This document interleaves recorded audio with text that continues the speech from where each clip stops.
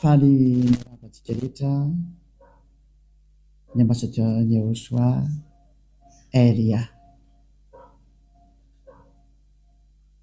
Manome voninahitra manokana ny Dada Maria Ava ary manome voninahitra ihany koa any Yahosoa. Tonga indray tsika eo amin'ny fampianarana vaovao. Ny androantsika dia mitondra ny laharana voalohany ny amin'izao andihana fampianarana izay ho aroso indray orinasa izao tontolo izao. Mirary soantsika etra samy ho tahiny ho soasady eo am-pandenesana izao fampianarana izao, ary dia miantso antsika rehetra andao hiaraka anaraka ny teny, anaraka ny fampianarana. Ny lohateny moa dia hoe Iahava no ny tenandry anaran'ilay Andriamanitra Abrahama, ary ny ankoatran'izay zany dia tsy izy ny dikan'izay, izay no porofontsika eto indray. Dia matoa koa fa samy falidontsika ato an-tokantrano ato hiaraka sy hiaina hijery ny fampianarana ny mamarina ny anarany hoe Dada Iahava, Iahava. Voalohany indrindra aloha zany Andriamanitra Abrahama zany, zany Andriamanitra Abrahama zany dia Hebreo, ary izy no niteraka any Ismaël sy Isaka, ary avy eo nefany Andriamanitra io na Elohe eo amin'ny Israelianina, izay ny dikany Andriamanitra zany Elohe amin'ny Israelianina, dia nanao fanambarana fa any amin'ny taranaka makany amin'ny Isaka no ahafantarana anazy, any izy no mandeha. Ka mbola tsy hiditra eo aloha tsika, fa aleotsika aloha hijery an'ilay hoe iza ilay anarany. Dia izay tsika vao hijery hoe iza daholo no mahalala anazy taorianan'izay izy nahafantatra azy izay. Dia hitantsika fa ny farana tany amin'ny Moshe io fahalalana anazy io. Moshe na hoe Moizy ozy ny sasany, na hoe Moses ozy ny sasany, na hoe Mosa ozy ny Silamo, dia hiaraka ho jerevantsika daholo ary ny teny nambaran'io Abrahama io sy Moshe mikasika amin'ny anarany. Mialoha izany aloha zany dia hijery datitsika hoe tany amin'ny taona firy no nisy zany Abrahama zany aloha, ary tany amin'ny taona firy no nisy zany Moshe zany aloha, satria nanonona anarana tokoa zareo mianaka ireo. Satria azo lazaina hoe zafikely lavitra be mihitsy zany Moshe zany, zany hoe mety taranaka any amin'ny fahadimy any ho any angambany io Moshe io. Raha ataontsika hoe maka taona hoe eo amin'ny 100 taona eo zany sala taona tamin'izany dia maty, dia any amin'ny taranaka fahadimy misy an'izany ary Moshe zany taorian'ny Abrahama. Ka ho jerevantsika aloha zany, ndaontsika naraka kely tantara hoe tamin'ny taona firy nisian'izany i Abrahama sy Moshe zany, satria izy no niaraka tamin'io Andriamanitra io voalohany, ary nanonona ny anaran'io Andriamanitra io mihitsy zareo. Dia aloha jerevantsika hoe tany amin'ny taona firy nisy azy, ary ao anatin'ny boky inona no misy amin'izareo. Dia ho jerevantsika hoe ny boky misy azy aloha mazava ho azy fa boky ny Israelianina zay, ary io dia efa tany amin'ny taona moins 2000 tany ho any, raha ny exactitude dia eo amin'ny hoe eo moins 1800 eo angambany izy io. Andao koa no jerevantsika kely araka ny manampahaizana moa fa samy mahafantatra ny tantara araka ny sary misy hoe tamin'ny taona firy ny existe zany ataontsika Abrahama zany. Hoe jerevantsika kely somary jery kely tsika aloha hoe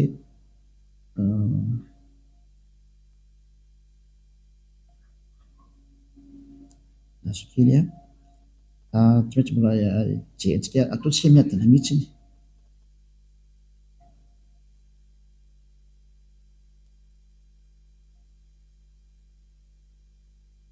dia manaraka tsika ataoko miadana be mihitsy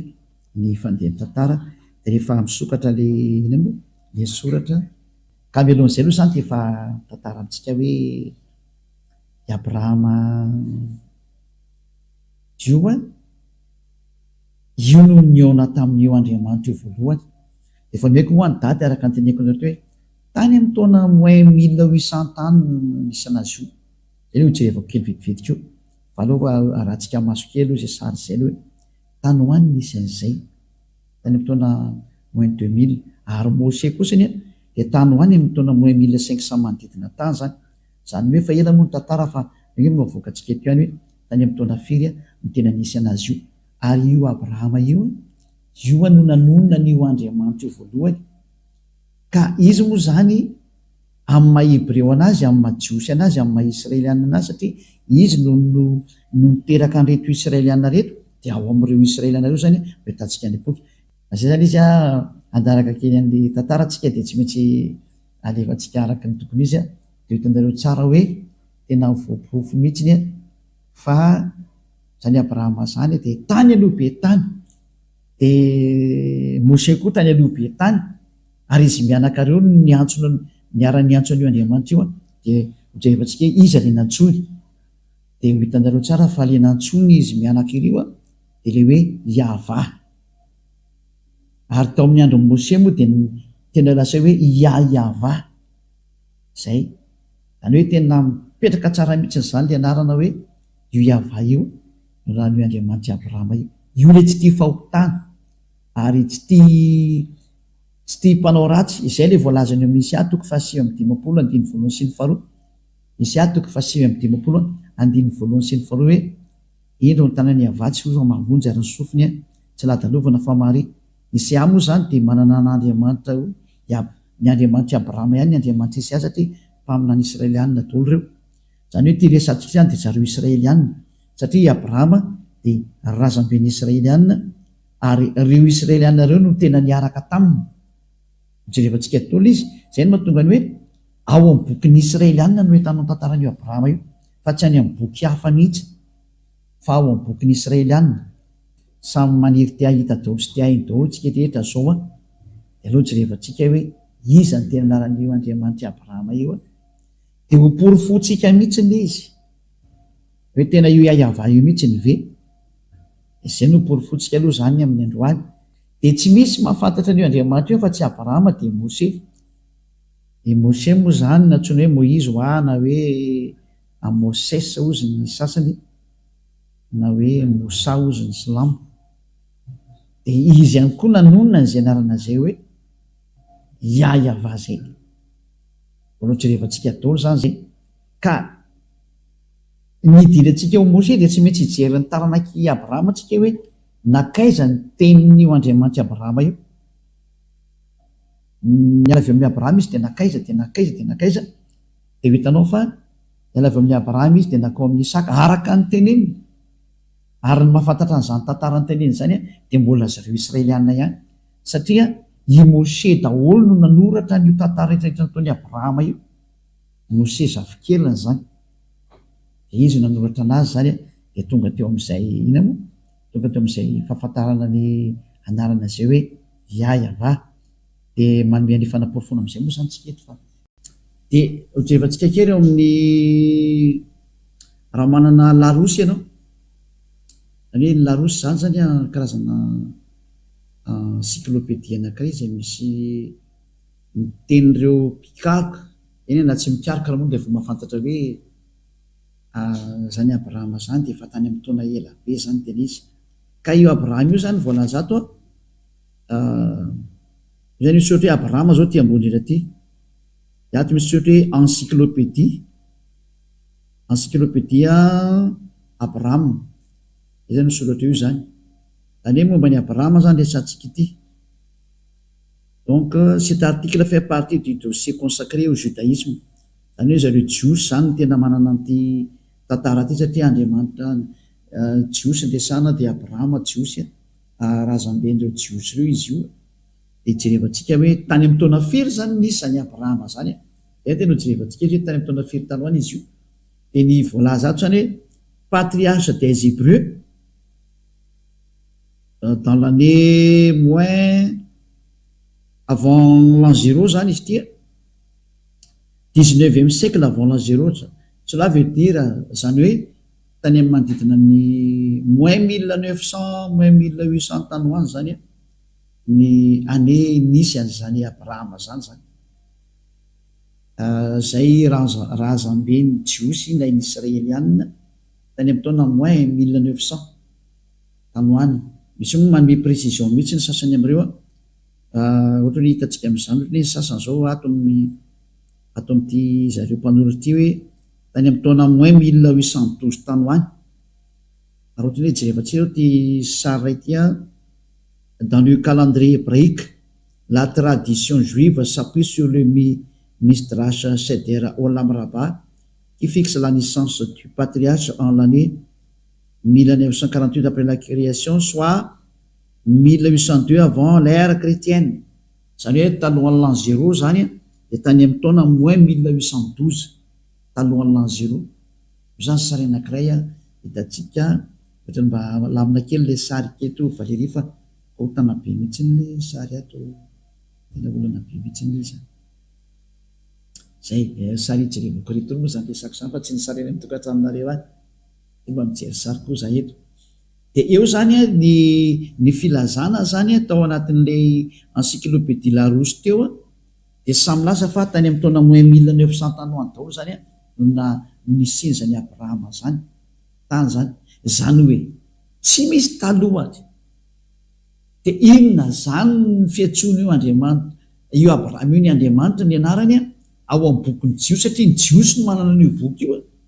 zay le hoe Sefer Torah des Juifs. Ka ny Sefer Torah zany dia ny boky nosoratan'ny dadabe Moshe ary ao anatin'izay boky zay no misy ny tantaran'ny Abrahama satria izy no tany amin'ny taona moins 2000 tany hoany zany moins 2000 moins 1900 eo zany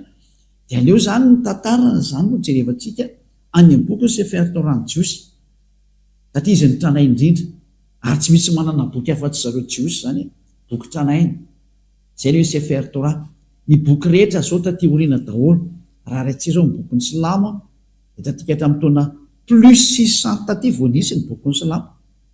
Zany hoe taty oriana elabe zany mbola taty oriana nateran'ilay mpaminany farany israelianina satria ny mpaminany farany israelianina dia ny prophète Yahoshua no anarany. Le dernier prophète des Israéliens s'appelle Yahoshua. Any hoe ny mpaminany farany israelianina dia Yahoshua. Ary io le hoe tany amin'ny l'an 0 moa nametrahan'ny olona anazy io lay novain'ny olona hoe Jesosy Kristy na hoe Jésus Christ zay c'est un faux Dieu. Ce n'est pas un Dieu grec, ce n'est pas un Dieu des Israéliens, tsy andriamanitry ny Israeliana io fa andriamanitry ny Grika miforoporonin'ny olona fa tsy andriamanitry ny Israely zany io. Zay izy ka taorinan'ny l'an 0 zany vao ny Islamo no nanoratra ny bokiny ka noho izany zany taraiky be le izy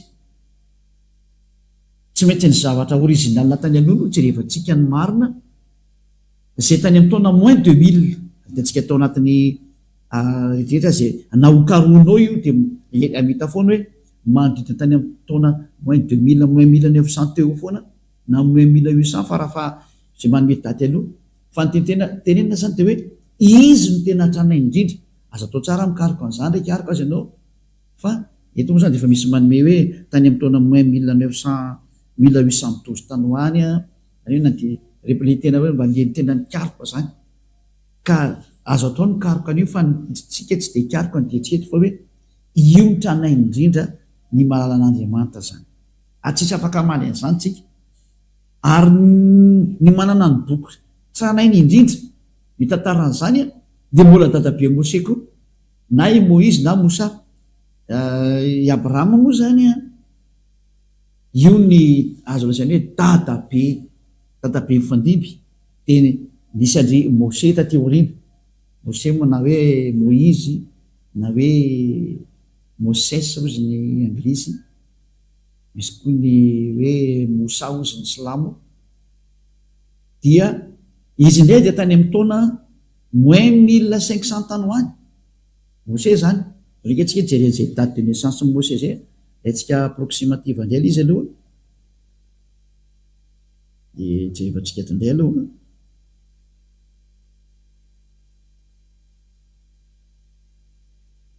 izy moa ny atao anatin'ny baiboly ato ny anarany de tsy maintsy ataontsika zay fa de anarany hoe Mose anarana Jiosy zay eto ndray tsika zao mahita hoe voanoka mihitsy tsy de zao mihitsy ny teny ato hoe par conséquent Moïse qui selon la Torah io le voanesantsika teo Torah io a vécu 120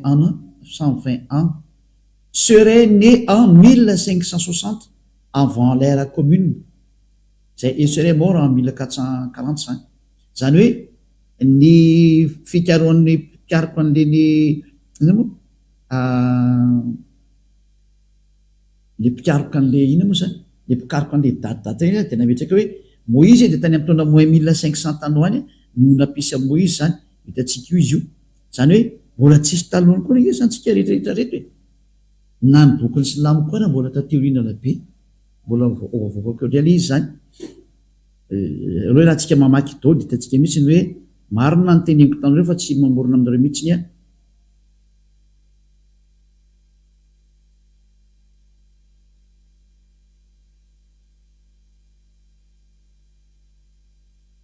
i databe Moïse indray zany de araka ny voateo tany amin'ny taona moins 1500 tany alohan'ny l'an 0 zany dikan'izay ny tena nisiny atsika jery toerakafa indray aloha mbola tsy hidirantsika ty aloha fa jery toerakafa atsika aloha satria ato tsy ny tantara ty anakaiky aty fa hijery anakaiky atsy ty le nivovakitsika teo aloha jery hafa tsika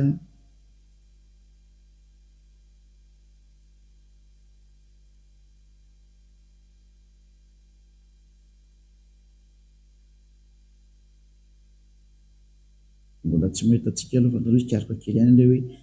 manome porofanareo zany hoe tany amin'izany daty manodidina zany mihitsy ny daty naterahan'ny Mose zany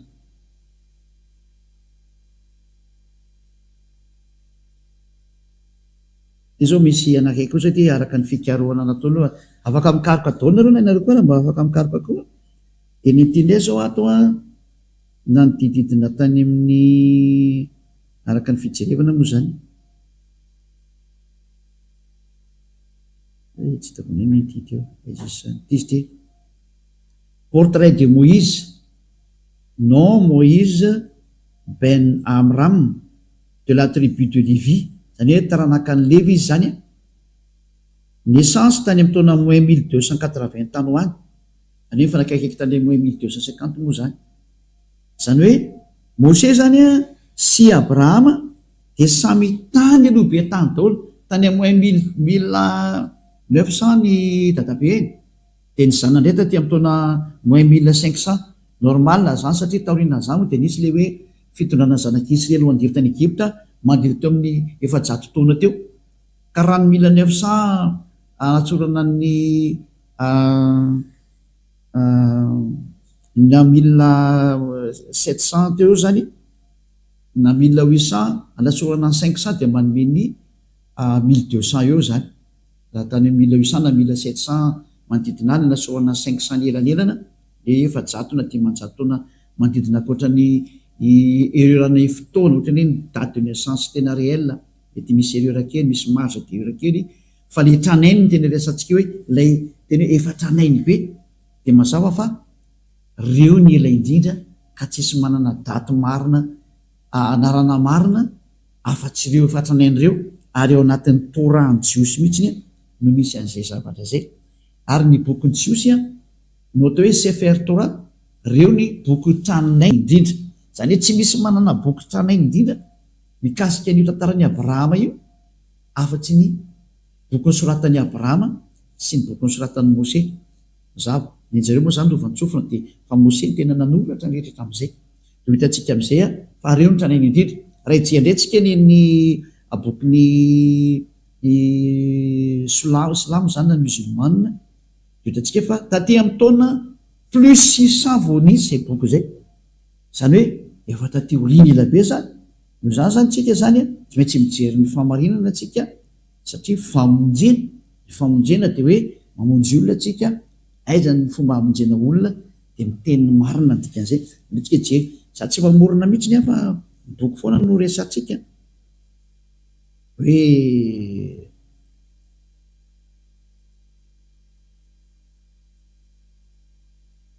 aloha rahantsika kely a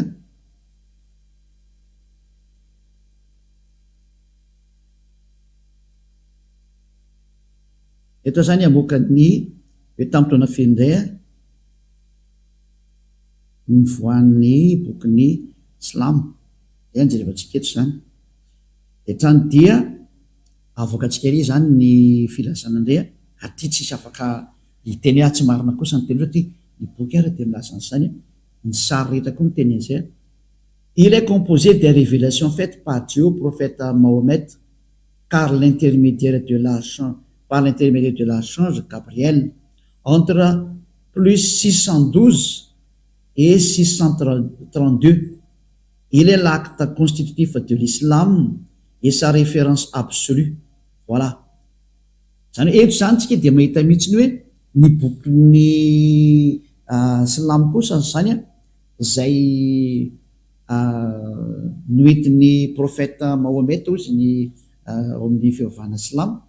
dia manodidina tany amin'ny entre 612 et 632 tany hoany. Izay zany ny taona nanamboarana anazy zany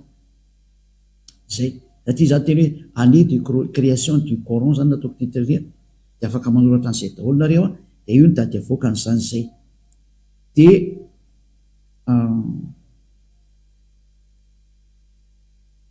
ty ndray misy mbola fanazavana anankiray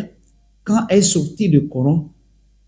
les plus anciennes versions complètes du Coran dateraient du 9e siècle, 9e siècle. Des fragments très rares pourraient remonter à la fin du 7e siècle ou du début du 8e siècle. Zany hoe tokoa zany dia misy milaza indray hoe somary tatika hatramin'ny taona moins 600 taty ho any daholo zany le izy zay ny tena tiantenina zany zay. Ary izy nanoratra ny Coran voalaza ato mihitsiny mazava-peo fa anatin'ny bokinareo any daholo zany dia ny voalohany dia tary moa zany dia ilay mpitarika anazy evankelisika tanareo tany dia tony anisan'ny mpanoratra tony dia ny kalifa Abu Bakr tany amin'ny taona 1632-1634 reto zany efa ilay mpanoratra taty-boriny fa ny créateur an'ilay izy dia efa hitantsika tareo tarikatra hoe ny prophète Mahomet no nanoratra an'izany Coran zany ny bokin'ny Coran zany tamin'ny alalany fanambarana zany mazava azy Gabriel archange anjely Gabriel zany raha mijery dia tany amin'ny taona 1612 sy 1632 tany hoany zany dia mazava ho azy zany fa raha izay sary nresantsika teo zay dia ny manana ny tranainy indrindra ny amin'ity resaka Andriamanitra Abrahama ity satria moa ny Silamo koa miteny hoe Andriamanitra Abrahama ny azy moa teny hoe Ibrahima ny anaran'ny zareo ndray fa Elia miteny hoe Abrahama satria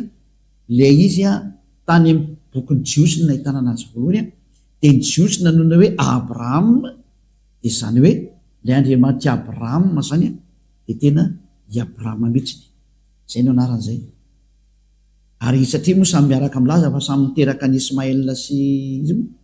sy Moïse ireo na i Mose izy Isaka samy miaraka niteraka ireo dia mitovy ihany zany le izy ny dikan'izay sary io satria i Abrahama dia niteraka ny Isaka sy Ismaël tokoa dia izay mitokontsika hoe miverintsika ny amin'ilay anarana original dia ilay nitenen'ny Mose ary tenen'ny Abrahama dia ny Andriamanitra Abrahama sy Mose zany iza eto jerevantsika amin'izay ary ny Sefer Torah. Ino atao hoe Sefer Torah? Ny bokin'ny Sefer Torah dia ny boky tranaindrindra ny soratan'i Mose zay natao hoe Sefer Torah boky soratan'i Mose io ary boky soratan'i Mose io ao anatin'io ny tantaran'ny Abrahama ary atin'io tantaran'i Mose niarahany tamin'ny Andriamanitra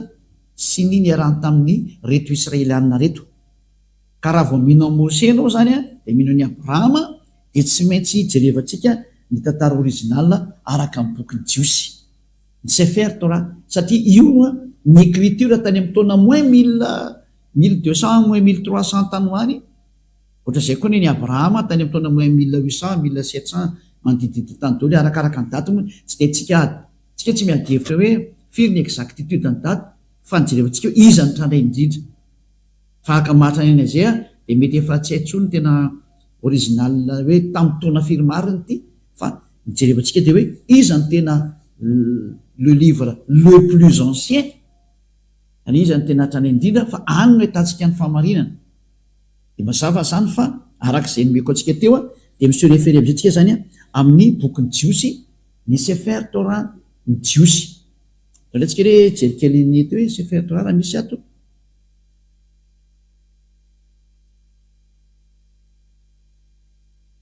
zany hoe manometsika ana foana zany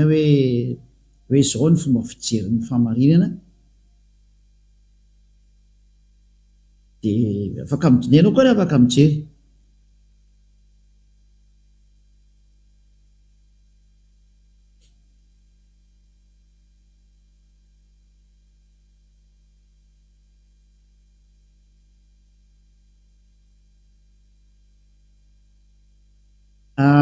ty ny Wikipédia ny Sefer Torah ty efa tsika ampidirina le Sefer Torah en hébreu livre de Torah ou plus exactement rouleau de Torah en pluriel Sifrei Torah est une copie manuscrite de la Torah ou Pentateuch, le livre le plus saint et révéré du judaïsme. Io zany dia milaza mihitsy hoe ny Sefer Torah dia ny bokyny jiosy ilay tena tany aloha tranainy indrindra zany zay ny tena tenena am'izay sary zay zany araka ny voalaza ato zany dia ao anatin'eo zany moa ny teny nambaran'ny Moshe livre de Moshe na atao hoe Pentateuch zany production d'un Sefer Torah eo ambany indray selon la loi juive un Sefer Torah ou Sifrei Torah est une copie du texte hébreu des 5 livres de Moïse c'est le Pentateuch zany zay ka eto zany lay atao Sefer Torah zany dia lay boky 5 sorata amin'ny Moshe zay hoe Pentateuch zany zava-tsanga am'izay ohatsika rehetra zany hoe ny Sefer Torah zany misy ny original ny boky ny sorata amin'ny Moshe dia tany amin'ny taona moins 1200 na moins 1300 tany alohan'ny l'an 0 io zany tranainy indrindra mazava ho azy zany fa raha ijery anarany Andriamanitra Abrahama zany tsika dia ijery ny anarany araka ny bokyny Sefer Torah ny jiosy io ary tsika manana to Eliam manana mandao jerevantsika tola hoe nanonona an'io anarany tokoa ve Abrahama dia anaran'io Andriamanitra io dia iza ny anarana nytonon'ny Abrahama satria zareo ny tranainy zany zany hoe zay tateoriana zany mazava ho azy fa tsy azo considérena ny antony raha mahita ny original ve ianao tsy aleo hoe makany ny original automatika nge zany ka rehefa ho any amin'ny original tsika ny anarany Andriamanitra marina original dia aloha zay nytonon'ny Abrahama sy Moshe no jerevantsika iza ny tonono zareo araka ny Sefer Torah ny jiosy satria mazava be hoe livre ny Torah dia sorata Moshe vitantsika io le Pentateuch zany io livre de Moshe io livre de Moïse any atao hoe Pentateuch zany io misy an'io entre parenthèse mangamanga io livre de Moïse na Pentateuch zany hoe ny Pentateuch zany soratra Moïse zany hoe ny boky 5 Genesis Exodus Numérie Leviticus ary Deutéronomie zay moa zany livre soratany Moshe zany fa misy ny tantaran'ny Abrahama kosany misy ny tenin'ny Abrahama teo amin'ny bokyny Genesis ndao tsika ary hijery ny tenin'ny Abrahama raha ny antsoan'io Andriamanitra io izy dia iza le nantsoiny araka ny bokyny jiosy atria dia mahay an'izany daholo ny rehetrarehetrany amariko fa zany tsy misy fanaratsiana an'iza mihitsy zany tandremo fa zany Elia zany dia mpamonjy olona ary mpanavitra olona dia misintona ny olo hoe andao hitodika any amin'ilay tena Andriamanitra marina, mamonjy, manala ny fahotana ary tsy tia fahotana, satria ny objectif-n'io Andriamanitra Abrahama io dia manala olona fahotana ary mametraka olona rendre quelqu'un parfait, zany hoe atao zay atonga olona anankiray ho parfait. Ary tia Andriamanitra Abrahama toy communauté zay anarana hoe Yahva ho jerevantsika, dia lasa parfait ny olona miaraka aminy. Ary tia olona miresaka aminareo ty ny parfait voalohany eto ambonin'ny tany Elia. Raha tsy zavy zahay hiantsonareo hoe andao hiaraka amin'ny Andriamanitra Abrahama zay tena maro io, fa zay miaraka aminy hoe tena lasa parfait rehefa avy eo hoe andao hiaraka aminazy zany. Zay ny anton'izao famonjena zao, satria io Andriamanitra io dia parfait. Raha tsy zavy izy miteny hoe za tsy hiaraka amin'ny mpanota, tsy mila olona non parfait izy zany, tsy mila olona tsy tanteraka izy zany, fa ny ilainy dia olona tsy manota intsony. Ary zao Elia mampianatra noho ny fampianarana zao dia mitarika sy mitonanao ho lasa ho tsy mpanota intsony, satria efa be dehibe ny tsy mpanota eto ambony tany zay miaraka amin'ny Elia. Ary ianao anisany hoatsolo, satria io Andriamanitra ny Abrahama io lazaiko anao tsy tia mpanota zany io, tsy tia mpanota io. Zay no natonga ny mpamina ny Esaia amin'ny teny hoe tsy mihaino ny mpanota zany io Andriamanitra io, ary tsy mihaino ny olona tsy tanteraka. Ho resantsika daholo moa zany fa leo dia tsy kelikely aloha dia ho porofoko aminareo amin'izay olombela rehetrarehetra, fa mpanota daholo na rehetrarehetra reo. Na misy miteny ary any hoe zay tsy mpanota dia mbola mpandainga koa ianao, fa mpanota daholo nareo. Fa ny ateo tsy mpanota dia miantso ny Andriamanitra Abrahama hoe Yahva io. Daholo jerevantsika raha ny tenin'ny Moshe mikasika ny dadabe Abrahama zany, vaketsika aloha amin'ny teny gasy, lasa ilay teny gasy teo aloha amerina kely karoka an'izy teo.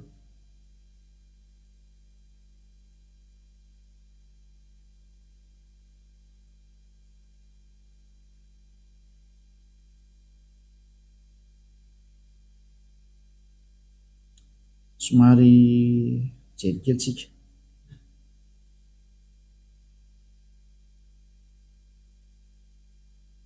Genesis zao 18 ataoko amin'ny teny gasy, dia avy eo vadiko amin'ny teny hébreu. Genesis 18 zao vakitsika voalohany. Genesis 18. Ary nifindra ny ala teo izy ankany amin'ny tendrombohitra atsinanan'ny Betela, ka nanorina ny lainy teo anelanelan'ny Betela tao andrefany Sihay tao atsinanany, dia nanorina na altara teo koa ho an'ny Yahva izy, ka niantso ny anarany Yahva. Tsy izy io fa i Abrahama io resahany teo niantso ny anarany Yahva i Abrahama zany. Ray zay. Genesis 13:4. Genesis 13:4.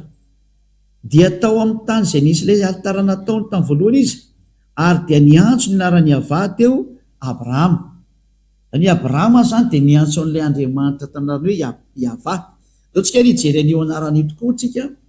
amin'ny teny jiosy, satria ty zao ohatry ianao teny gasy ange fa sy teny hébreu. Dao vakitsika ary ny teny jiosy zany, dia vakitsika ny teny hébreu amin'ny bokiny Sefer Torah jiosy. Amaky an'ity zany tsika zao.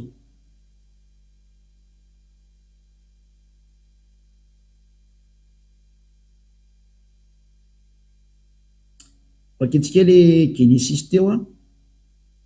Genesis 13:4. 13:4 angamba izy teo. 13:4. Ty zao anakaiky fotsiny dia efa ampy antsika zany ty zao. Eto tsika le hitan'ny anarana hoe Yahva.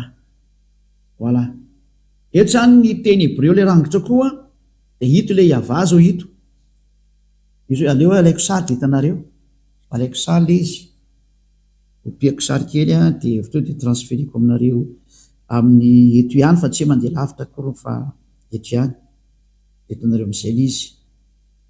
Izy zao ilay inona moa? Ilay Yahva zao ty. Io. Ilay matotsika menamena. Io. Ty zao le Yahva ty, io zao ilay anaran'ny Andriamanitra ny Abrahama io Yod Ea Evava Ehe. Io zany le anarana io. ataontsika maitsomaitso eto ambany eto ohatrany tsy de tsara da matsatsotsatra le tsoratra fa tsy manino io zany a lay anarany Andriamanitra Abrahama de ito ny famakinana azy eto zao aloha alefatsika am'izay ty ampidirina eo tafiditra de avakitsika am'izay de iny fiantsonany ty anarany Hebreo ty Iôda ty voalohany ty de he ty faharoa ty de vava ty manarakaraka ty de he de ny fiantsonany io Yahva zay ny fiantsonan'izy io zay ny anaran'izy io zany rehefa vakina hoe asomary azavaiko amitsika kely amin'ny teny anankiray ohatsy aloha ijery tsara angamba tsika tsade mijery ny teniny dadabe Mose satria i Mose no efa namaky an'io anarany voalohany de aleo alaitsika avy hatrany ny fomba namakiny anazy zany tande azakazaka makany amin'ny Mose satria i Abrahama ny antson'io anarana io Yahva io de dao jerevantsika koa neny Mose zany iverenantsika le ato io de io le Yahva teneniko anareo zany ty saingy ato moa zany le traduction le anarana misy miady hevitra be am'ty anarana ty hoe ina marina tena famaky an'ity satria lay Yahva eto zany aveko alaina sary kely nde mandeha de hojerevantsika fomba famaky anazy de izay mamaky an'le nanomboka anazy nefa ny afaka mifahotana zay ny zavatra misy zay de ity Yahva tya ty Iôdy hevy tya ito famakina anazy ito zao io famakina anazy de ny famakinan'io ho ampianariko atsika eo rehefa aveo Iôdy Ia e Ahasa e Vea e Ahasa totriny ahoana ny fomba anaovanao zany ka itinga io vakiky io fa azavaiko aminareo ny fanoratana anazy zany hoe ny jiosy mantsy mamaky teny avy any amin'ny droite makany amin'ny gauche de ny famakinan'io Yahva zay ho ampianariko anareo mihitsy avy eo aloha jerevantsika fotsiny le sary zany hoe ty zany rehefa tena vakina am'izay ny fomba famakitsika normal de hoe Yahva kosany hoe nitako ato kosany ohatrany hoe W de ato amin'ty anelanelany ty tsy misy atsany io teneniko io aiza ny ato ary ahoany ty fantena mipetraka dolo io anakireo ahoany reo teny reo satria raha amin'io teny Yahva io de tsy hita io zavatra io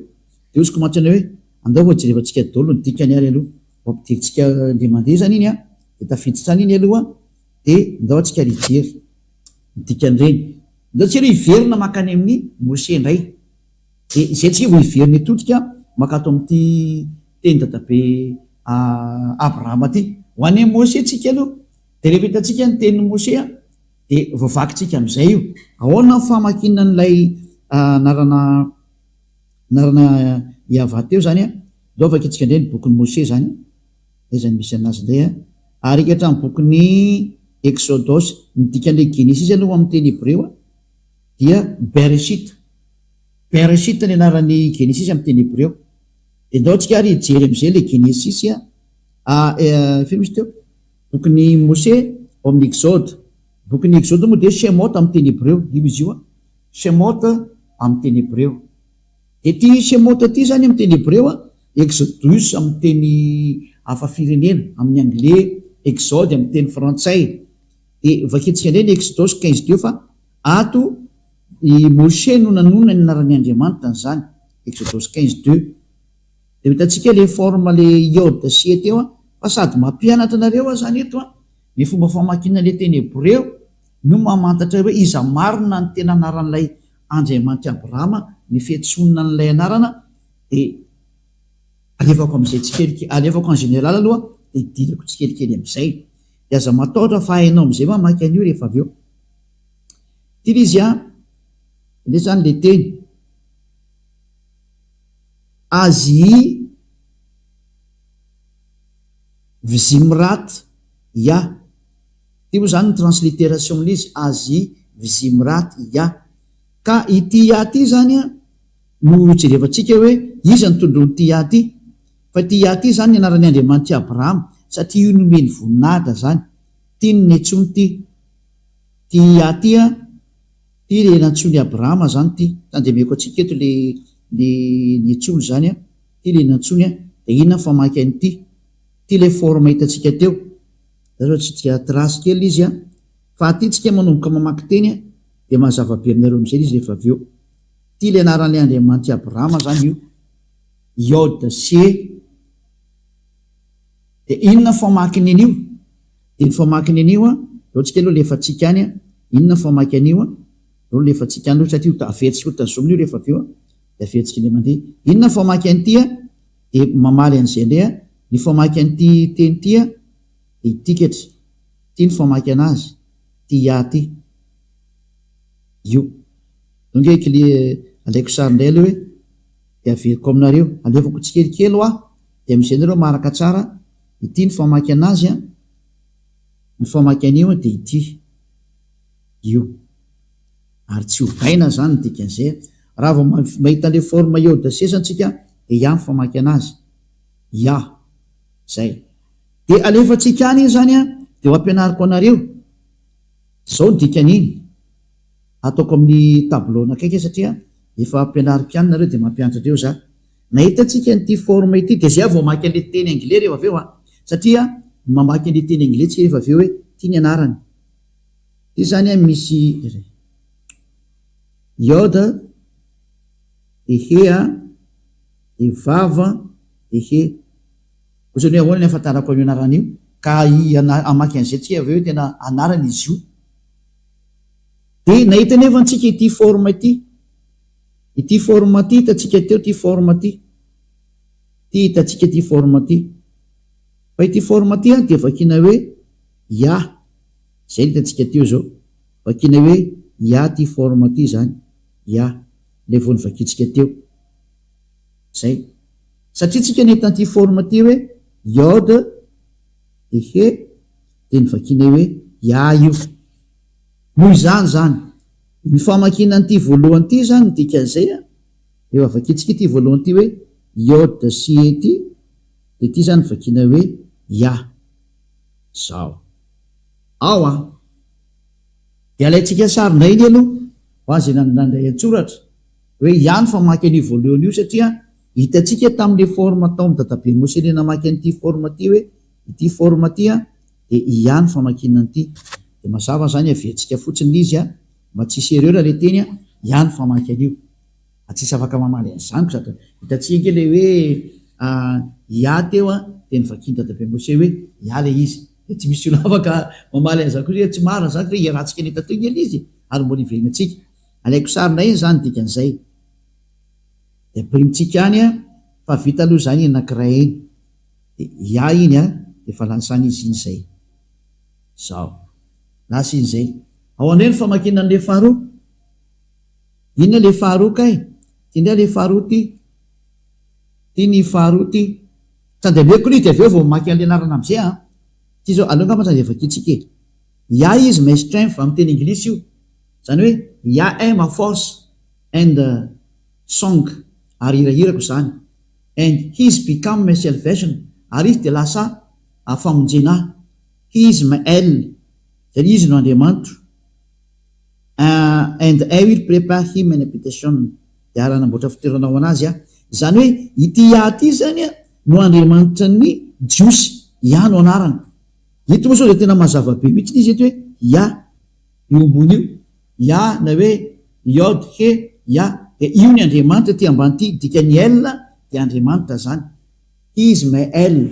zany hoe amin'ny jiosy zany ny Andriamanitra ny jiosy de antsony amin'ny anarany hoe lay Yod sy he mazava-be zay tsisy dina hevitra tsony fa de efa mazava ny teny dadabe Mose hoe ny fiantsonan'io de inona ndray ny fiantsonan'lay anakiroa farany teo zany ao tsika hiverina ndray ary aloha verina ndray tsika amin'ilay ato ihany ka ena amin'le anakiroa farany ndray tsika zany ito ndray atsika efa nahitan'le forma hoe Yod C saingy ato ndray moa nataony hoe Yahweh nefa antsika teo vao nahita mihitsiny hoe ato amin'ty transliteration ty de tsy Yahweh mihitsy ny vino na voan'le katolika romane hoe Yahweh ozy ny katolika romane satria ato amin'ny transliteration dia iava ny fiantsonana azy ato zany alaitsika sary ndray la izy de misy ndray moa teny hoe iao aho io fa tsy iava zany de vakitsika ndray la izy hoe disy koa zany sary zany fa ny famakinan'io a fietsika ndray mandeha izy ray ny famakinany ty a reo fietsika alaina sary ndray mandeha fa voakitika izy teo de zao araka nampianariko anareo azy zao oke izy ataotsika ty zao izy a ty zao le soratra zao de ny fandikanan'io zany a ity akaiky neto ty any ity voalohany ty fa hitatsika fa iaty efa mivakitsika teo ia ny famaky an'io de ahoana indray raha famakinany ty faharoa farany ty le ato zany ty faritsaty azy moa gauche vers la droite a de ahoana nyfanoratana ny ty le vava sy vava lavalava ehe ahoana ndray famakinan'io de ny famakinan'io zao zareo a de W A H de eo le natonga andolo amin'ny teny hoe oa fa tsy oa famaky an'io fa va mijiosy ny jiosy de mamaky an'io hoe va ohatsy rehefa tsika aloha zay teny zay hoe aiza manamarina fa amy jiosy ny W a de ve ny famakinana azy andreo ndray tsika jery ino moa karazana encyclopédie akaiky amin'ny Wikipédia ny jerevantsika anazy a somary jery taratra an'izay ndray tsika zany ndreo tsika jery kely taratra an'izay sary zay moa voatikako sa mbola ao apidiko izy a de ndreo tsika jery encyclopédia mitataranaizay ino moa hoe vava no fiantsonan'izy io a somary jery kely fikaroana aloha amin'ny teny jiosy le izy a hoe ahoana ny famakinan'ny W eo amin'ny jiosy teny jiosy tena nanao fanitsinany teniny fa ny famakinany ino moa ny W amin'ny jiosy a de tena vava na hoe ve ny famakinana azy ho jerevantsika ato le izy a fahitako le izy zany azo nareo ampidirina am'izay ity a dia Wikipédia na te Wikipédia moa zany de ny mpikaroka maneran-tany manam-paiza maneran-tany zay mpanao ny fikarona mombany amin'ny teny amin'ny chiffre amin'ny lettre hoe ahoana fomba famakinany W izy zareo a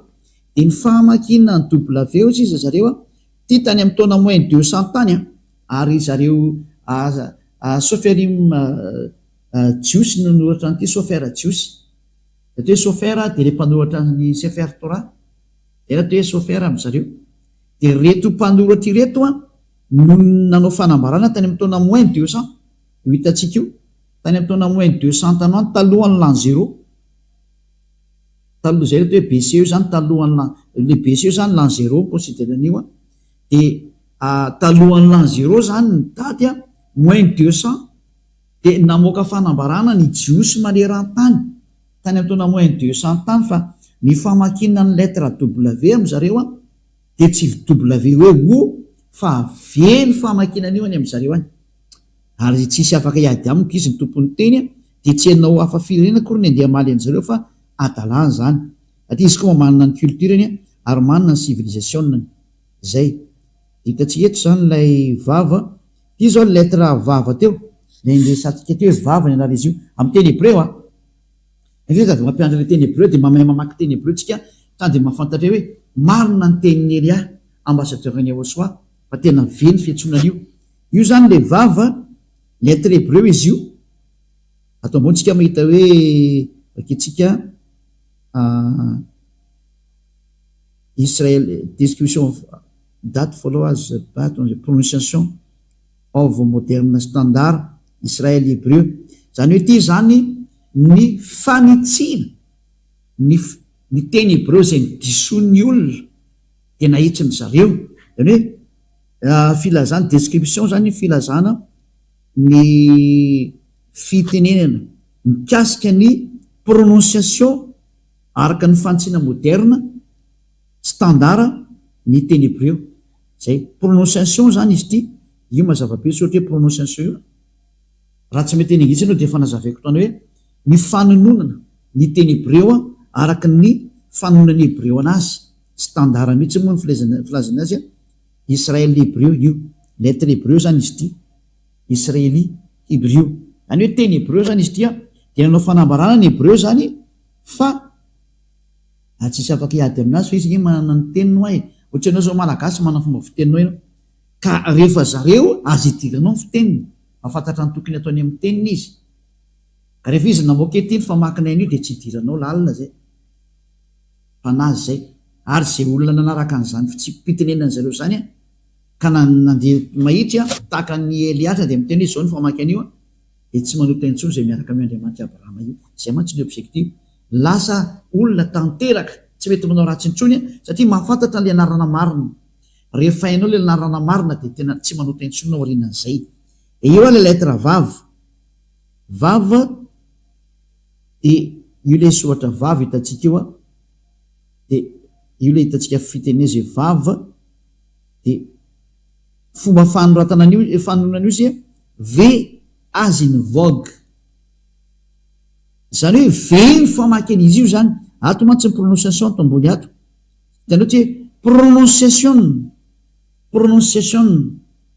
approximate western european equivalent zany hoe mitovy amin'le fiteniny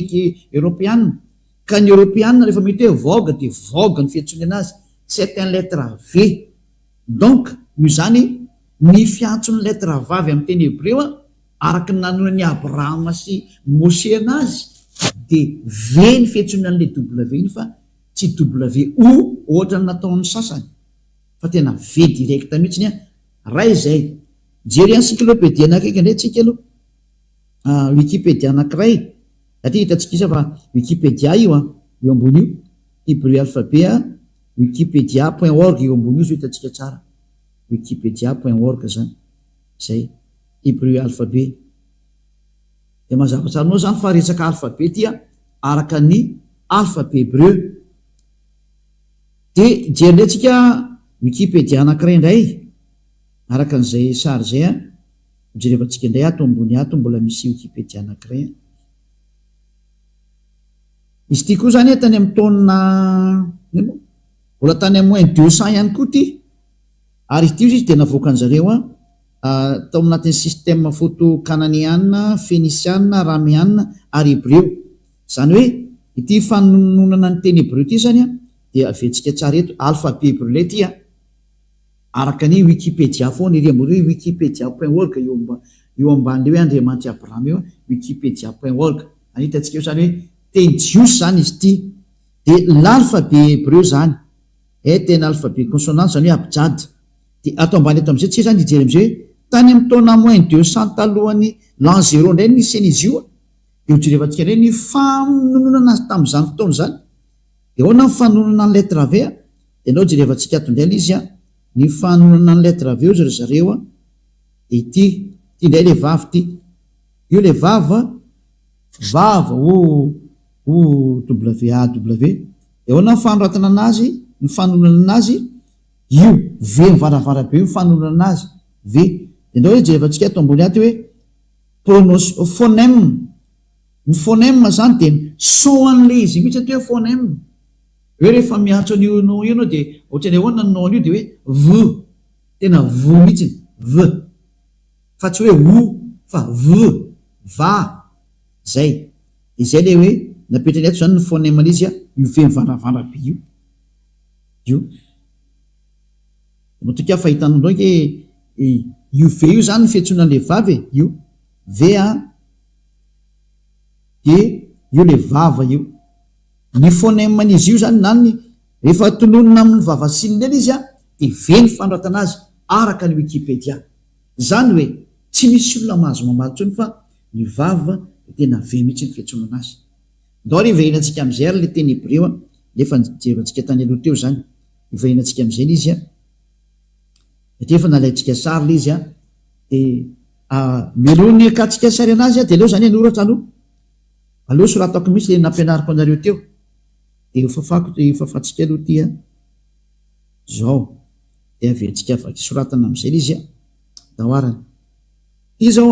le voalohany iode de ny famaky an'ity ozy ny jiosy le voalohany ity zany tia toko eto ambany eto zany ny famaky an'ity de ty zany de ny famaky an'ity ahas zay ny famaky an'io toko tsotsotra mihitsy izy donc zany rehefa tambatra le izy de tena soratantsika amin'ny normal de lasa mivadika hoe ya soratantsika eto am'zany hoe ya zany ny famakinan'io ya zay mazava zay io zany ny dadabe Mose ny antso an'io de tsy azonao lavina fa rehefa mahita an'io forme io anao zany de ihany fetsiny dadabe Mose an'io de tindray tsika ary am'le W aloha ratsika sary ty aloha de rehefa tsika any iny de efa afaka mijery an'iny nareo rehefa avy eo de rehefa tsika any iny zany io le iafa tafiditra amoaka sary ndretsika zany lay WAH fa vetsika soratana fona aloha izy efa teo mba ho famarinana amin'ny fampianarana anareo petraka tsy le iode de hea de vava de he ahoana ny fanonana an'ity de tsika teo nahita tsara fa ny nanonona ny zareo Hébreo an'io de nataony hoe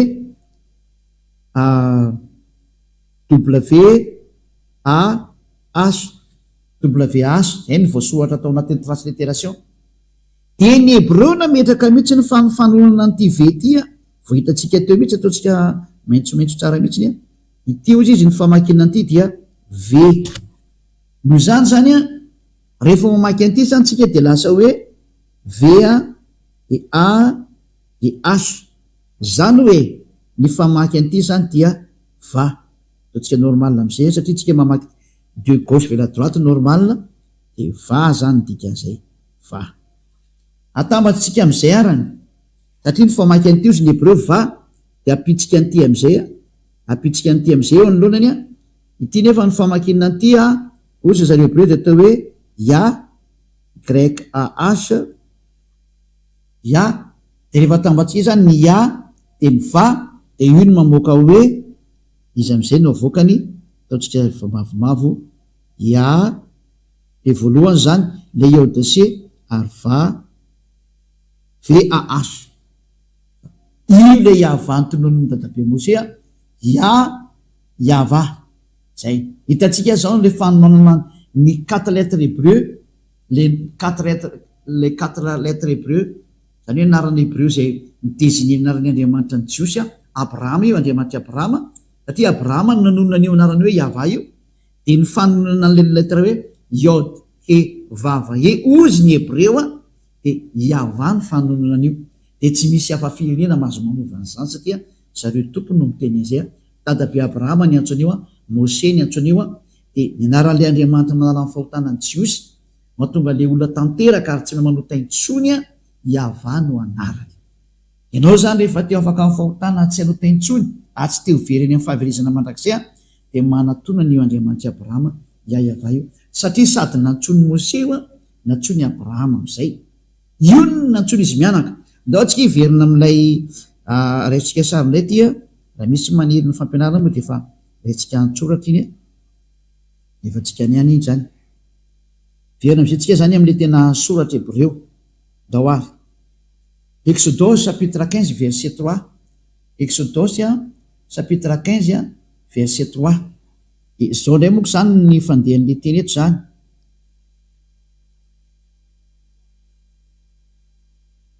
ny famakina ty teny Hébreu ty zany io zao le teny Hébreu ty zao le terme hoe yava de jerevantsika ina mivakin'io teny io yava ish milshama yava shmo de jerevantsika ny dikan'io ato ty moa zany le fandikana teny diso nataon'ny katolika romana nataony hoe Yahweh ny anarany io tsy existe zay terme zay zay natonga ny hoe efa nesorony zareo anatin'ny baiboly zany terme Yahweh zany satria tsy existe ao zany de zao ny teny ato hoe yava izy manona voa adiako amin'ny teny malagasy de hoe yava dia lehilahy ho amin'ny mpiady izy zany dikan'izany yava izy his name Yava ny anarany to moa zany hoe dika teny diso to ny avy eto satria tsy izy ireo a dika teny katolika romana reny de tsy raisitsika fa satria na dika avy amin'ny teny katolika romana mandika teny io fa ny original ty ny original teny Yava Milkama Yava Sumo original fa transcription fa transcription mbola tsy complet de zay na tonga anazy ny complété ke zao ny tena fiantsonan'io ary zao ny tena anaran'io amin'ny jiosy de dikany Sumo anarana zay no mahatonga anazy hoe Yava is his name dikany name zany anarana zany zany hoe Yava no anarana hitareo zao fe na ny katolika romanina koa raha nandiso an'io samy nandiso ny protestanta nanao hoe Jehova katolika romana no Yahvé de samy lasa mpanota dao izy rehetra de tsy haiko zany le anareo na mba inona ny antsonareo any samy manontany tena daholo nareo any hoe iza le nantsonareo zay miantso any Andriamanitra Abrahama samy mamadibadika ny boky nosoratanareo any nareo rehetrarehetra fa ny bokyny jiosy de milaza sady afa-pahotana sy tsy manota intsony zay miaraka amin'ilay anarana nyteneny dadabe Abrahama sy dadabe Mose ny anarana nyteneny dadabe Abrahama de Yava ary ny fiantsonan'ilay ray anaran'le ray amin'ny voalohany hoe Yodsie de hoe Ya de zay no mahatonga ny anaran'ny io Andriamanitra Abrahama io hoe Yava ary zay niantso an'izany anarana zany de lasa tanteraka daholo ary lasa tsy mahay manota intsony ary zay ny planio Andriamanitra io tena izy ho lasa tsy mpanota ny olona ho lasa tanteraka ny olona ho lasa olo marina le olona tena manana ny fiainana manak'izay anjaranao zay maheno anary aloha zany zao mieritreritra mbola hanompo Andriamanitra tsy izy venao mbola hanaraka Andriamanitra diso anarana venao zay na tonga nanome an'le daty teo zay na tonga nanome an'le daty teo hoe jereo am'izay le anareo izy nantsonareo any nanome daty zao ho an'ny sefer torany jiosy momba ny Abrahama momba ny Mose de nanome daty koa de samy mandray resona am'zay satria samy nandiso daholo angeny olombelona rehetra nanome daty koa ny bokyny Silamo hoe tany amin'ny taona plus 600 vao navoaka an zareo de iza zany no anaranao raisitsika zany raha tena hivavaka marina ianao de valiny raha tena hivavaka ianao andana miverina ny original de ho afaka mifahotany ianao tsy hanota intsony ianao ho lasa parfait ianao ary araka amin'io Andriamanitra Abrahama io ianao zay zany lesona atsika androany namantatra hoe iza le anaran'ny Andriamanitra Abrahama tena marina fa ny ankoatran'io de tsy izy daholo de mazava azy ny anaran'le Andriamanitra Abrahama tena marina dia Yava ary nantsoy ny Isaia io any amin'ny Isaia toko fa misy 24 ngaminy izy Isaia 26 mosa 24 tsy tadidiko tsara izy Isaia hoe natsoy ny Isaia mpaminany mihitsy izy io zay vako rahato le izy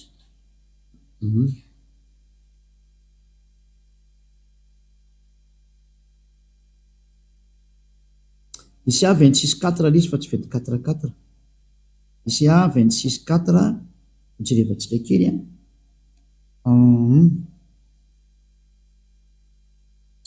boky Isaia toko fahaenina amby roapolo de voateny ato mihitsy araka ny transliteration sy ny phonème zany mazava azy miaraka amin'ireo Isaia 26:4 ao amin'ny bokyny Sefer Torany Jiosy Sefer Torany Jiosy ty vakentsika ity io izy io zany le rangotra koa ny jiosy io io lay soratra jiosy io fa tsika tsy andany andro rehefa misy dikateny to akaiky ito de aleontsika mandika an'le dikateny abitso va Yava adeyad kibia Yava io izy io fa mitambatra tsara io Yava tena mazava be mihitsy io tena ny anarany dada Yava zany de hoe Yava ary tena miaraka tsara izy io rahantsika mahita be nyvandravanao hoe araisiko soratra hoe tena ny fiantsonana azy de tena atao hoe Yava mihitsy ny izy rahantsika nahita teo nao ke jevantsika tsara le soratra io tsika hoe ya zao ty de nitohiny ty Yava ito le soratra ito dasikely fa disitsika lo le to alefa am'izay tia any iny tafiditra any iny de ty le soratra zao tia io tanareo io i zao le ia ty ambony ty ambony ty zao le ia eo ampovoany io izy io de midina atao ambony satria droite vers la gauche de ty le toy ty iava ty ambany ty io zany le iava fa tena milahatra tsara mihitsy dao alaiko sary de mihinanareo de hitanareo tsara fa hoe tsy hitanay izy zany de ndao metsika hoe tena fiantsonana azy mihitsy ny hoe iava io zay ty zao le ia ty io le ia de ty ny toy rehefa avy eo io ny toy iava zay de hitanareo tsara fa tena anarana fiantsonana azy mihitsy le hoe iava ka zay ny anaran'le Andriamanitra Abrahama iavahanao anarany de matoka zany fa voaraintsika am'izay le hoe ny anaran'ny Andriamanitra Abrahama zay tonoy ny dadabe Mose ary meny Elia teto am'izay ny fanazavana le anarana jiosy zay tena mahatonga olona parfait ary non pécheur non sineur any hoe tsy manota intsony de zany anarana zany no antsoina hoe iava Andriamanitra Abrahama io zany rehefa tsy niantso an'izay anao de diso io Andriamanitra anao io niantso Andriamanitra tsy izy ianao ary voafitaka ny teny izy de ifitiavana moa ny Elia miantso atsika sady misitona atsika iaino hoe jerevo Andriamanitra Abrahama io fa io le tena mpamonjy io de hojerevantsika am'izay hoe rehefa niantso an'io ary dadabe Abrahama sy dadabe Mose tany amin'ny taona 1000 tany hoany mahery tany tsisy talohany ny bokyny Islamo zao tateoriana plus 600 taty taoriana elabe zany tena taoriana elabe fa ny bokyny Jiosy Sefer Torah kosany tany amin'ny taona -1500 -1800 tany hoany zay zany nitraneny indrindra ka raha izay nitraneny indrindra azeko anao zany tsy azo toerina zany le teny dika zay fa ny marina zany de nitenin'ny dadabe Abrahama sy dadabe Mose ary niantso an'io Andriamanitra io izy mianaka tamin'ny anarana hoe iava vonjerevantsika teo zao zay ahitatsika teo donc nampikely an'izay teny zay hoe faranako anazy zany am'izay mba afapo tsara mihitsy nareo nao jerikely amin'ny dika teny gasy aloha de zay ho avantsika rikatra amin'ny teny manaraka izy somary kalika kely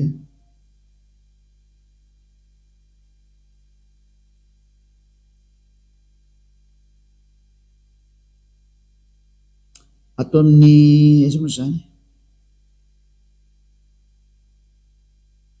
Genesis 21-23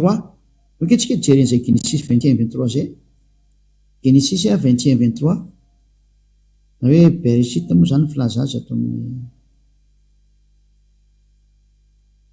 Genesis 21-23 mbola toy ny le teny teo apiko zany le izy Genesis 21-23 de hitatsika ato fa tena niantso narany Andriamanitra mihitsy izy amin'ny anarana hoe iava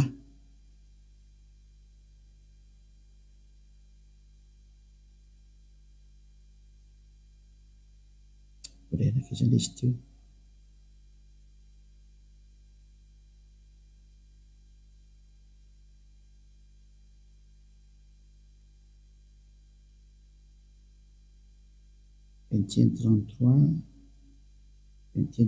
nijerevantsika fa tsy 23 nijerevantsika kely azafady indrindra ho an'izay manaraka fa 33 le izy fa tsy 23 33 ngaman'izay 33 iaty izy ty indray le rangotra koa ty de io no anaran'ilay Andriamanitra Abrahama zao io mipetaka io ampovoany io le iode he vava he io le alphabet hébreu iava zany anaran'izy io hitatsika tsara hoe ao amin'ny Genesis 21-33 de mbola miteny mihitsy le Bereshit vahita Eshel biver shava vaikrasham bshem iava Eloham Elolam safady indrindra io le terme hoe iava foana zany hoe i Abrahama zany de tena niantso mihitsy le anarana hoe iava aveketsika ndray amin'ny teny anglisy adivoko aminareo and Abraham planted a grove in Beersheba and called there on the name of Yahweh the everlasting any hoe niantso naran'Andriamanitra rehefa nametaka zavatra atao amin'ny toerana anankiray io zany ataontsika malakilaky ny dika teny satria asalavitra ny teny zany hoe eo zany tsy de mahita mihitsy ny hoe i Abrahama de tena niantso toko sy andininy telo zao no meko anareo teo Tome Genesis 12 de Genesis 13 de tena hoe Genesis 21 33 ny farany hoe tena niantsony io Andriamanitra io izy tamin'ny anarana hoe Yahva. Ny Andriamanitra i Abrahama zany zay tany amin'ny taona 1900 sy Mose tany taona 1200 1300 tamany dia tsy izy anaran'ny Andriamanitra ny fa Yahva. Rehefa tsy izay zany dia tena diso ianao ary manekena ho diso satria manino famonjeny ty fitiavana anao vonjena ty tsy resakina fa hoe andao vonjena ny fanahinao. Rehefa teo vonjena zany fanahinao dia maiza menao zay. Rehefa tsy teo vonjena ny fanahinao dia azo rina dia vita. Fa ho an'izay olona mitady famonjena maiza meno ny tenin'ny Elia. Fa famonjena nataon'ny Elia anavotra anao. Hijery ndray tsika manaraka zany hoe dia inona ny toy izay. Satria rehefa ohatra anao zany ka manaraka an'izay tenin'ny Andriamanitra Abrahama zay dia nakaiza io Abrahama io no resaka rehefa avy io Andriamanitra Abrahama io ny resaka nakaiza izy io ary aiza ny teny enona farany, iza ny tokony menona amin'ny farany zany. Ho resantsika indray zay manomboka amin'ny fampianarana manaraka zay efa tsy hoenareo mety rapitso mety afaka pitso fa teo zany dia efa andeha dia enotsika indray ny toy hoe nakaiza izay dadabe Andriamanitra dadabe Abrahama zay, nakaiza iza no mitondra n'izay mbola famarinana zay, aiza io Andriamanitra io zany niaraka amin'ny iza io Andriamanitra Abrahama io dia tsy moa fa niaraka tamin'ny Mose dia ahoana zany ny toy raha amin'izao vanantsika zao aiza no ahitanan'io Andriamanitra Abrahama io dia valiny miaraka amin'ny Elia izy amin'izao. Dia zay zao toriko aminareo zao fa mandrapahatonga aty amiko aty ho jerevantsika mihitsy ny famarinana ho alefantsika tsikekely fa tandroantsika ao mahita tsara mihitsy hoe i Abrahama dia manana le Andriamanitra antsona mianarana hoe Yahva ary ohatr'izay koa Mose Yahva tao Mose moa nafatany hoe Yahva fa atao amin'ny Abrahama mbola Yahva ny etsony anazy fa atao Mose vao nataony hoe Yahva ary ny mpaminany ny antso hoe Yahva. Zay vao tena mazava tsara zany sary ka mirary soatsika rehetra samotainao soary samby arafady tolo hoe fantatsika rehetra maneran-tany aty famonjena maneran-tany zao rehefa ny Elia zao mamonjy ny rehetrarehetra na Israeliany ianao na Araba ianao na Anglisy ianao na Vietnamiany ianao na Sinoa ianao na Amerikany ianao na Afrikany ianao ho an'ny rehetra ny famonjena. Elia tonga amonjy, Elia tonga navitra, Elia tonga hitondra ny famonjena ho an'izay maniry ny vonjena ary tsy anaikitsony ho vonony devoly fa mba ho avitra amin'izay aza matahotra tonga ny famonjena antsika. Tsy misy tokony atahorana intsony fa velona zany Andriamanitra mahery Yahva zany ary zany ny maniraka ny Elia ankehitriny misolo tena azy mivantana Elia ankehitriny mba ianatona ny dada Yahva ho famonjena ho anao. Zay ny tenin'ny Elia ary voninahitra ho an'ny dada malay Yahva, voninahitra ho koa an'ilay mpamina ny faran'izay ny rany ho resantsika mihitsy ny momba ny mpamina ny farany io ary ny mpamina ny faran'izay ny rany io dada malala Yahva io ny anarany dia Yahoshua. Ahojerevantsika mihitsy ny hoe iza io Yahoshua io ho tonga any mantsitsika ahoana ny teny nambaran'io dada Yahva io, inona ny tenen'io Andriamanitra Abrahama io ho jerevantsika dia satria ny tanjona ho afaka amin'ny fahotana ary ho tsy manota intsony ary ny olona hitanao mitoreto Elia ilay olona tsy manota intsony eto ambony tany ary ilay olona tanteraka noho ny amin'ny fiarany amin'ny dada malala Yahva andao hiaraka amin'ny Elia ianao. Voninahitra ho dada malala Yahva ary vavakitsika sotrapetsaka dada malala Yahva noho ny amin'ny teny izy nomenao fa ny teny nomenao tena fitiavana ary famonjena mampisaintsaina ny olona rehetra eto ambony tany hoe ho aiza ianao. Elia mangataka dada malala Yahva aza vela vonony devoly intsony ny olona fa ampy zay be zay efa mahatoloana tsipindreo ny amin'ny elo any zay vonjeo ny olona dada malala Yahva zany ny angatany Elia amina hamonjy ny olona ary hanavitra ny olona ary iaino ny tenin'ilay mpamina ny farany izay mbola ho azy avy akoatra amin'ny Tsipriany mihitsy ny hatsarany zany mpamina ny farany zany Yahoshua manana dada malala Yahva maneho ny voninay tao sy ny herinao amin'ny anarany Yahoshua. Halleluja, amen. Dia mirary soatsika rehetra samotainao soa ho amin'ny fitoizany fampianarana amin'ny manaraka indreha veloma tompo.